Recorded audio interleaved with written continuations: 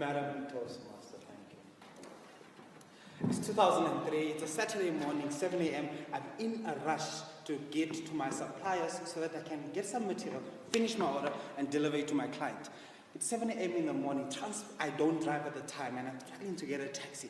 I'm waiting by the bus stop, there's no taxi in sight, and along comes a car, and I determine to myself, I'm gonna flag this car down. I flag this car down, it pulls over, the window rolls down. It's my girlfriend in the passenger seat. Now at that moment I'm thinking, what do? Do I get in the car, or do I say, no, I was just greeting you? One thing was certain, however, that beyond that moment, she was no longer my girlfriend.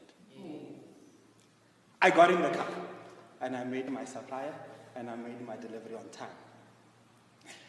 It was at that brink of the moment when I'm in the car, when I'm deciding to get in the car, I realized, there's something particularly wrong with my confidence.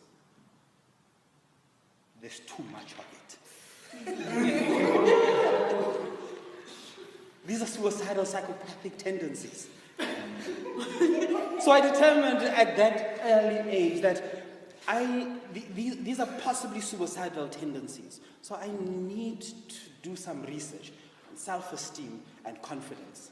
And I dedicated my life, a portion of my life at a very young age, to do some research on exactly that, self-esteem and confidence. And this afternoon I'd like to share with you my findings. My findings will be presented in two portions. I will start on the importance of shining your balls. Improving your self-esteem and having a great confidence. And secondly, how we then do exactly that. Let's start with why it is important to have a positive self-esteem and great confidence. You see, above and beyond our teaching, we are taught that we should not judge people. But it happens naturally that when we see people, we instantaneously judge them. Similarly, when people see you, they instantaneously judge you based on your appearance. And just for that reason, it's important that your self-esteem and confidence are where you really want them to be. So that as people judge you, they're judging you according to your terms. What do people judge when they judge you? They judge you based on your SMP, not standards and poors. SMP could be, see me properly, see my power, see my P. Depending how you feel about your P, of course. That could be a bit tricky. S would be your sophistication. M, your money, and P, your personality. People judge you on your S, your sophistication, and make a determination of your social standing and your education. Just by looking at you, people determine and decide where you fall in the food chain. You don't want people to think you are the scum of society. You want people to think, here's a person who I can talk to. Not approach you and ask you who's the right person to talk to. You want people to believe you are at the top of the food chain. You are the person who has answers for them. You want people to believe you're educated and not an idiot. Because when people believe you're educated, they are willing to engage in conversation with you. They're willing to share ideas with you, ideas that can sharpen or just spark that opportunity you've been waiting for. Your money.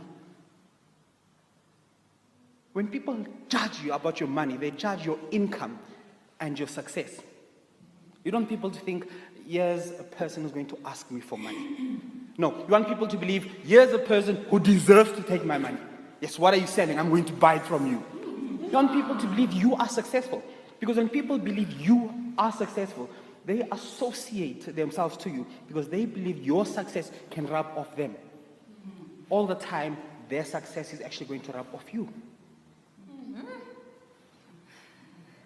Shine your balls. Keep shining. And your personality.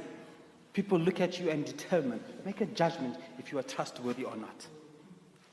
Before you even open your word, display your ability or prove your competence. People determine by looking at you if they're going to trust you or not.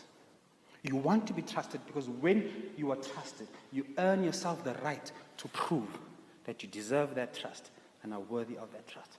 And that way it's so important that you have a very healthy sense of self-esteem and confidence.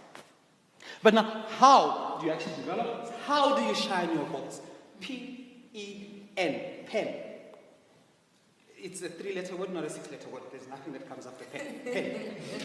P-E-N. P. If you're starting and your self-confidence is low, your self-esteem is low, you're not sure what to do, P is incredibly important. You've got to pretend. Okay. Amen. You've got to pretend. You see, self-esteem and self-confidence is a self-sport. There's self and self in the team. You're the very first person you've got to convince. So you've got to pretend you're confident. Now, how do you pretend you're confident? I am not comfortable in a tie. I am most comfortable in shorts, slippers, and a vest. So the first thing you got to do when you're pretending is dress one up. In my case, I had to dress a number of levels up from shorts and slippers. Wherever you are in your level of confidence, dress one up. Just by dressing one up would have improved your self-confidence, your self-esteem. E, make eye contact. When you meet people, you want to look them in the eye.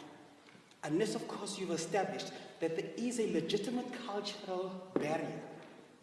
But unless otherwise determined, you've got to look your counterparts in the eye. Because when you look people in the eye, they get a sense that this person belongs to be here. This person should be here.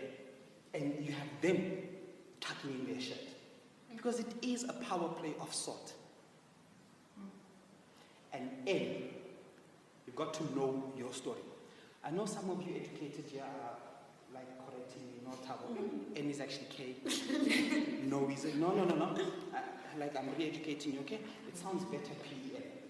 Can't say PEK, P-E-K, okay? So N is for know. Know your story. Because pretending and looking people in the eye can only get you so far. It can only get you so far. You've got to know your story.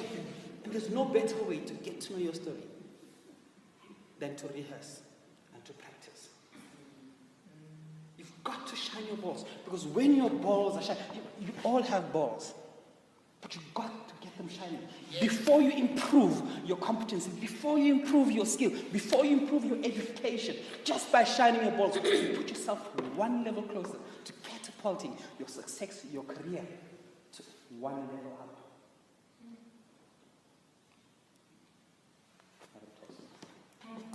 Allah!